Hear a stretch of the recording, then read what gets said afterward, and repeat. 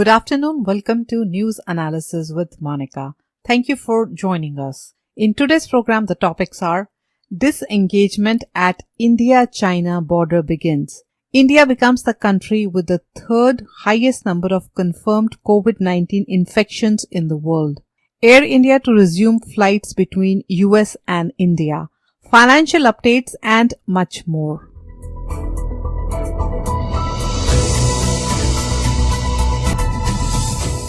India China border पर जब झड़प हुई जून 15 और 16 की रात को, जिसमें इंडिया की तरफ से 20 जवान मारे गए, 20 सोल्जर्स मारे गए, तो उसके डेडली क्लैशेस के बाद टेंशन रही बहुत बॉर्डर पर। बहुत सी खबरें आई कि बिल्डअप चल रहा है, इंडिया और चाइना दोनों ही तरफ से ट्रूप्स वहां पर मोबिलाइज किए जा रहे हैं, एडिशनली स्ट्रेंथन किए जा रहे हैं, तो काफी देर तक टेंशन रही और अब इस तनाव को कम करने की शुरुआत की गई है। तो इंडिया और चाइना पार्शियली पुल बैक कर रहे हैं गलवान वैली से। ये सिलसिला शुरू हुआ बातचीत से। नेशनल सिक्योरिटी एडवाइजर इंडिया की तरफ से अजीत डोवाल और चाइनीज स्टेट काउंसलर कम फॉरेन मिनिस्टर वांग ली, इन्होंने वीडियो कॉन्फ्रेंसिंग के जरिए 2 घंटे बातचीत की और बहुत विस्तार से स्पष्ट तरीके से बातचीत हुई और काफी सारे मुद्दों पर बात हुई। और इसमें ये डिसाइड किया गया दोनों साइड से कि जितनी जल्दी हो सके डिसएंगेजमेंट प्रोसेस जो है अलोंग LAC, उसको जितनी जल्दी हो सके मुकम्मल किया जा सके। अब ministry of external affairs India की तरफ से उन्होंने स्टेटमेंट दी है। उन्होंने कहा है कि फेज्ड मैनर में स्टेप वाइज डी एस्केलेशन होगा और दोनों साइड से ये रीअफर्म किया गया है कि स्ट्रिक्टली रिस्पेक्ट किया जाए और ऑब्जर्व किया जाए लाइन ऑफ एक्चुअल कंट्रोल को। और ये बात पर सहमति जाहिर हुई कि एक तरफा डिसीजन नहीं लिया जाएगा, यूनिलैटरल डिसीजन नहीं लिया जाएगा टू ऑल्टर द स्टेटस को। ये कहा गया that they will work together to avoid any incident in the future that could disturb peace and tranquillity in border areas. अब चाइनीज फॉरेन मिनिस्ट्री ने भी एक बयान जारी किया है। उन्होंने कहा है कि उन्होंने वेलकम किया है इस प्रोग्रेस को और उन्होंने कहा कि जो कमांडर लेवल टॉक्स हुई हैं इंडिया और चाइना के बीच में और जो समिट टॉक्स हो रही हैं, उनकी इम्पोर्टेंस है कि उन पर प्रॉम्प्टली एक्ट किया जाना चाहिए और वो भी चाहते हैं कि कंप्लीट डिसएंगेजमेंट हो फ्रंटलाइन ट्रूप्स का एज सून एज पॉसिबल। तो चाइनीज फॉरेन मिनिस्ट्री की जो विस्तार सहित स्टेटमेंट है उसमें कहा गया है कि जो रीसेंट मिलिट्री और डिप्लोमेटिक मीटिंग्स में प्रोग्रेस हुई है, दोनों देश के नेताओं के बीच में जो सहमति हुई है उसको लागू किया जाना चाहिए और दोनों नेताओं के बीच में जो बॉर्डर एरिया में शांति के साथ विकास के लिए लंबे समय तक काम करने की सहमति है। दोनों देश आपसी समझौते के मुताबिक बॉर्डर पर तनातनी को कम करने के लिए संयुक्त रूप से कोशिश करेंगे। उन्होंने कहा कि एक दूसरे का भरोसा जो है वो मजबूत किया जाना चाहिए और डायलॉग और कंसल्टेशन होने चाहिए और जितनी जल्दी हो सके कंप्लीट डिसएंगेजमेंट हो फ्रंटलाइन ट्रूप्स का एज सून एज पॉसिबल। अब गलवान वैली के ऊपर बीजिंग ने कुछ हार्ड टॉक स्टेटमेंट की। उन्होंने कहा कि जो सही गलत है वो उभर कर आ गया है और चाइना, उन्होंने कहा, कंटिन्यू करता रहेगा सेफ गार्ड करना अपनी territorial sovereignty as well as peace and tranquillity in the border areas. हालांकि इस बार उन्होंने ये नहीं कहा, पहले चाइना की तरफ से ये क्लेम आया था कि गलवान वैली पर उनका क्लेम है, उनकी तरफ से ये बात नहीं रिपीट की गई, मगर ये बात पर एग्रीमेंट हुआ कि कम्युनिकेशन दोनों तरफ से स्ट्रेंथन होनी चाहिए, मीटिंग्स होनी चाहिए वर्किंग मैकेनिज्म की for consultation and coordination on China India border affairs without interruption. तो इंप्रूव किए जाने चाहिए, स्ट्रेंथन किए जाने चाहिए कॉन्फिडेंस बिल्डिंग मेजर्स और आगे ऐसी इंसिडेंट्स नहीं हो जिससे शांति भंग हो एरिया की। Ministry of foreign affairs India की तरफ से ये कहा गया कि स्पेशल रिप्रेजेंटेटिव्स हैं वो अपनी बातचीत जारी रखेंगे। तो इसका मतलब है कि और मीटिंग्स होंगी आगे आने वाले समय में अजीत डोवाल और वांग ली के बीच में और वो चाहते हैं कि स्टेटस को जो अप्रैल से पहले स्टेटस था उस तरह की स्थिति पर वापस आ जाए। दोनों साइड से ये कॉमन स्टेटमेंट थी, not allow differences to become disputes. अब चाइनीज स्टेटमेंट ने कहा कि 70 साल की एनिवर्सरी हो गई है दोनों देशों के बीच में जो संबंध हैं। उन्होंने कहा हमारे बायलेटरल रिलेशंस हैं, they have withstood test and made hard won progress. और ये बात कही गई, देखिए अब इंडिया में क्या किया गया कि रिटेलिएशन की गई, चाइनीज मोबाइल ऐप को बैन कर दिया गया इंडियन गवर्नमेंट ने, और चाइनीज कंपनीज को बाहर रखा जा रहा है रोड और पावर सेक्टर से। तो शायद इसी के मुतल्लिक चाइनीज गवर्नमेंट ने स्टेटमेंट में कहा कि दोनों कंट्री को डेवलपमेंट और रिवाइटलाइजेशन जो है उसको टॉप प्रायोरिटी देनी चाहिए, long term strategic interest share करने चाहिए, डेवलपमेंट अपॉर्चुनिटीज जहां जहां है एक दूसरे के साथ उसको असेस करना चाहिए, और कॉम्प्लेक्स सिचुएशन जहां पर है इंडिया चाइना बायलेटरल रिलेशन में उस पर काम करना चाहिए और बातचीत के जरिए सॉल्व करना चाहिए। ये भी कहा कि India can work with China to guide public opinion in the right direction, और बायलेटरल एक्सचेंजेस और कोऑपरेशन को बढ़ाना चाहिए। और ये भी कहा गया कि डिफरेंसेस जहां भी हैं उनको एम्पलीफाई नहीं किया जाना चाहिए। तो चाइना की तरफ से जो फोकस था that was on the big picture, कि किस तरह से हमारी जो दो देशों की बायलेटरल रिलेशंस हैं उनको किस तरह से स्ट्रेंथन किया जाना चाहिए, और कम्युनिकेशन जो है वो बहुत क्रिटिकल है। अब दोनों कंट्रीज की प्रेस रिलीजेस में ना तो दोनों तरफ से किसी ने सरेंडर किया, ना ही ये किसी कंट्री ने कहा कि दूसरी कंट्री का अपर हैंड है। बहुत मेजर्ड कॉशियस वे में स्टेटमेंट दी गई हैं, और डिस्कशन भी जो है वो इसी तरह से मेजर्ड वे में है। अब डिसीजन क्या लिया गया है कि एक बफर जोन 3 किलोमीटर का दोनों आर्मीज के बीच में क्रिएट किया जाए। तो लाइन ऑफ एक्चुअल कंट्रोल के आसपास 3 किलोमीटर का बफर जोन है, वहां से दोनों कंट्री की जो फोर्सेस हैं उनको रिट्रीट करने को कहा गया है। तंबू और अस्थायी ढांचे जो है दोनों तरफ से हटाए जा रहे हैं, और चाइना की तरफ से जो पीपल लिबरेशन आर्मी के उनके स्ट्रक्चर्स हैं और उनके व्हीकल्स हैं वो वापसी की तरफ रुक कर चुके हैं। मगर जो गोल्स हैं वो ये हैं कि disengagement, D induction, D escalation. और ये बातचीत जो है ये सिर्फ एक शुरुआत है, इसकी वेरिफिकेशन होगी 72 घंटे के बाद कि वाकई ही कुछ आगे को बढ़ा जा रहा है या बातें ही रह गई हैं। अब देखना ये होगा इंडिया को कि ये सिर्फ कॉस्मेटिक टॉक है या फिर इस बात में कुछ दम है। मई 5 और 6 को स्टैंड ऑफ हुआ था, उसके बाद 15 और 16 जून की रात को इंडियन ट्रूप्स गए थे चेक करने के लिए, क्योंकि बातचीत तब से हो रही है कि क्या चाइनीज साइड वो वापस जा रहे हैं उस तरफ से, और वहां पर इतनी झड़प हुई कि इंडिया की तरफ से 20 जो लोग हैं वो मारे गए। बहुत हिंसक घटना वहां पर हुई। चाइनीज तरफ से ये कहा जा रहा था कि हम वापस जा रहे हैं, मगर ग्राउंड रियलिटी जो है वो कुछ और थी। यही प्रॉब्लम आ जाती है मिसकैलकुलेशन में कि समिट टॉक्स पर बातें होती हैं इस तरह की, आपसी संबंध बढ़ाए जाने चाहिए, हमें बायलेटरल ट्राइज को स्ट्रेंथन करना चाहिए, मगर ग्राउंड रियलिटी क्या है ये कंफर्मेशन तभी होगी जब वेरिफिकेशन होगी दोनों साइड से कि ग्राउंड रियलिटी क्या हो रही है।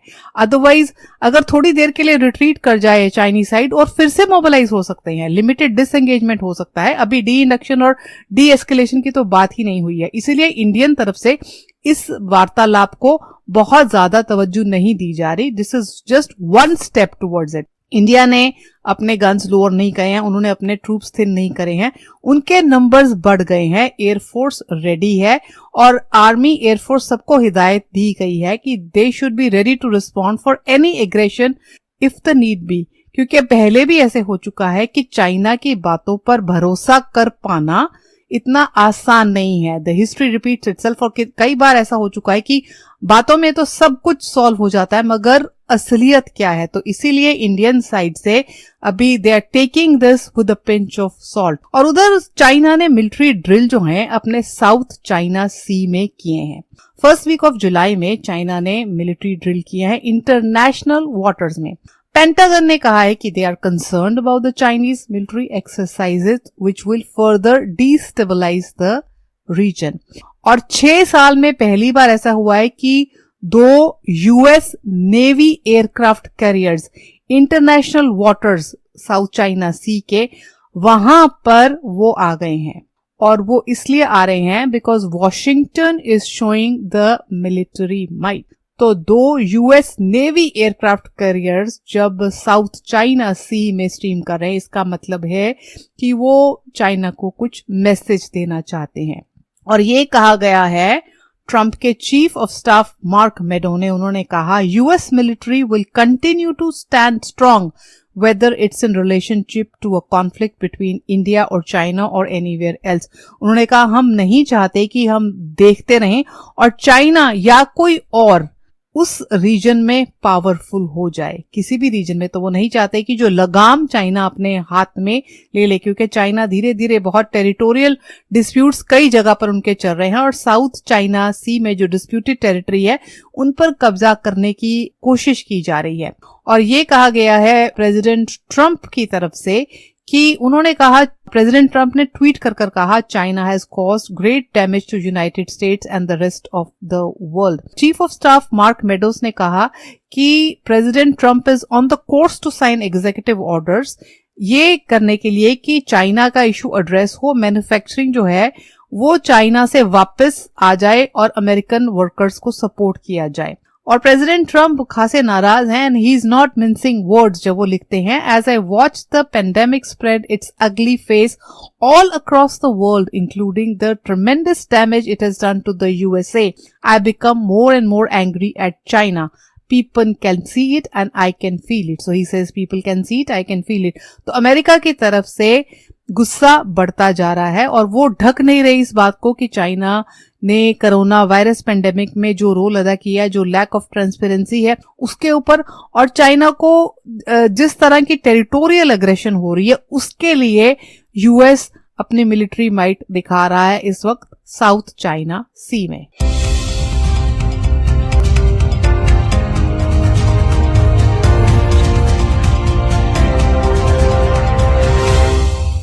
Welcome back. आप सुन रहे हैं news analysis with Monica Radio Mirchi 1310 पर। यह प्रोग्राम आप यूट्यूब पर भी सुन सकते हैं। न्यूज एनालिसिस विद मोनिका के यूट्यूब चैनल को सब्सक्राइब कर लीजिए ताकि आप तक अपडेट्स पहुंच सकें। News in brief. There are more than 11.5 million cases of coronavirus infections in the world, with as many as 535,000 deaths. Over 6 million people have recovered so far. In the US, the number of infections has risen to 2.9 million that have caused 130,000 deaths. Coronavirus-related hospitalizations have grown in more than 20 states, including Florida, Texas, Arizona, and Georgia. California has recorded more than 11,700 new cases of coronavirus, the highest single-day count of any state in the country. The Department of Homeland Security has announced a new task force to protect American monuments, memorials, and statues as cities and states, and occasionally citizens acting on their own, continue to contemplate the removal of Confederate symbols and references. A committee of Kuwait's National Assembly has approved a draft expat quota bill that seeks to limit the number of Indians to 15% of the population. Around 800,000 Indians could reportedly be forced to leave Kuwait if the bill is enacted into law. Indian community constitutes the largest expat community in Kuwait, totaling 1.45 million. Facebook CEO Mark Zuckerberg has agreed to meet with civil rights organizers behind the boycott that's resulted in large companies pulling their ads from the social media platform. To contain the spread of coronavirus, Australia has closed the border between Victoria and New South Wales for the first time in 100 years.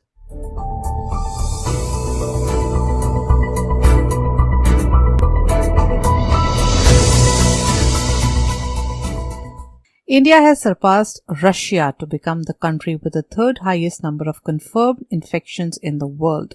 तो India में 697,000 cases हो गए हैं, with less than 20,000 people confirmed to have died due to it. India में record किए गए हैं more than 24,000 new cases of covid in the past 24 hours. तो रशिया से टोटल इनका ज़्यादा हो गया है। इंडिया थर्ड लार्जेस्ट कंट्री बन गई है और exact number of deaths is 19,693 and the cases of infection are 697,413।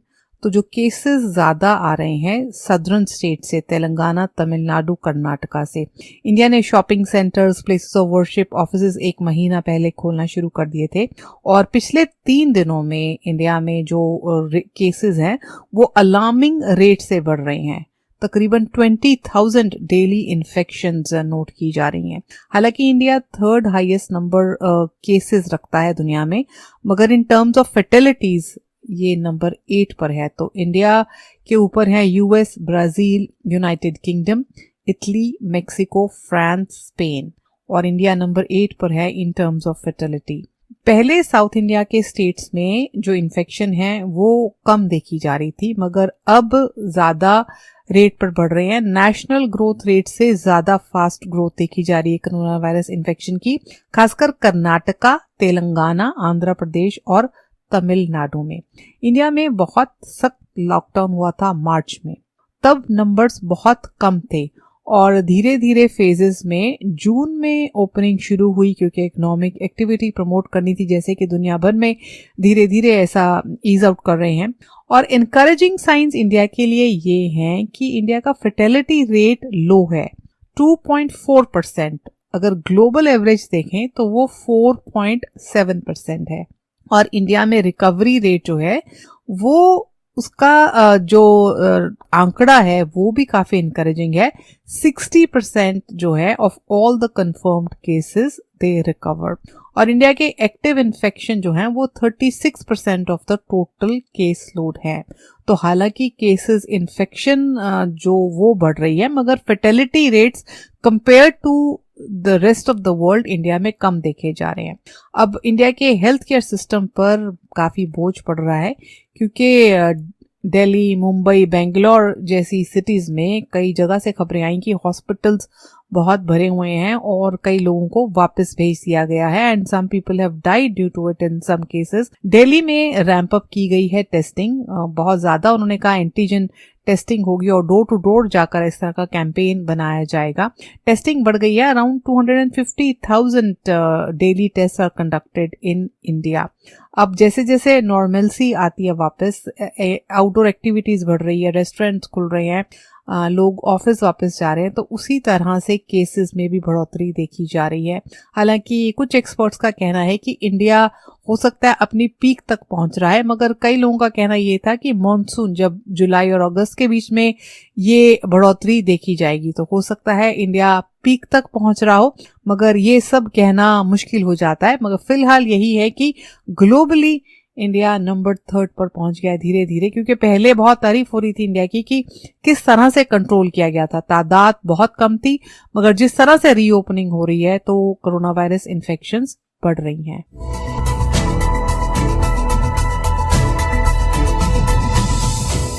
Air India ने अनाउंस किया है कि वंदे भारत मिशन के तहत वो 36 फ्लाइट्स ऑपरेट करेंगे यूनाइटेड स्टेट्स और इंडिया के बीच में जुलाई 11 से लेकर जुलाई 19 तक।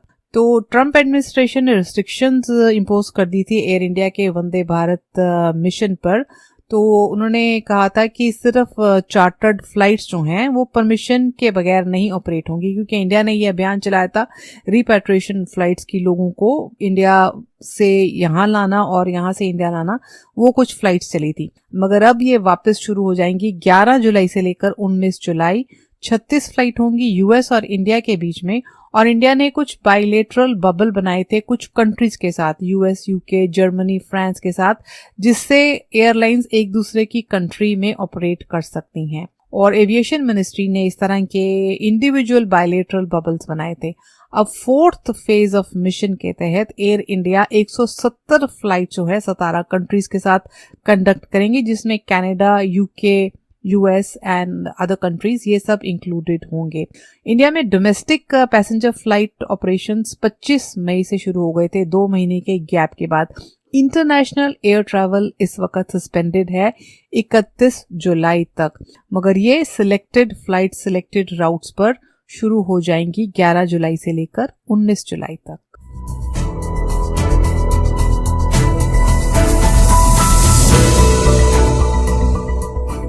Time for our financial update. Dow gains more than 400 points after big tech rally. Amazon and Netflix hit records. Stocks close sharply higher today, led by strong gains in the tech sector, as Wall Street built on the momentum from last week's solid performance and shook off a continuous rise in coronavirus cases. The Dow Jones Industrial Average rose 459 points to 26,287. The S&P 500 popped 1.6% to end the day at 3,179. The Nasdaq Composite hit an all-time high, surging 2.2% to 10,433. The price of gold per ounce is $1,794. $1 is equivalent to 74 Indian rupees and 62 paisa. There were a few reasons for the bullish lift to start the week. The biggest technology companies led the gains, with Apple, Amazon, Microsoft and Google parent Alphabet all climbing at least 2%. Amazon shares also broke above $3,000 for the first time. Netflix shares reached an all-time high as well. The Nasdaq 100, which is made up of the composite's 100 largest non-financial stocks, jumped 2.5% today, bringing its 2020 gains to more than 21%. With that, it's a wrap for today. Please tune in to Drive Time with Monica Monday to Friday 7 to 9 a.m. I will be back with news analysis tomorrow at 4:30 p.m. Take care, stay safe, goodbye.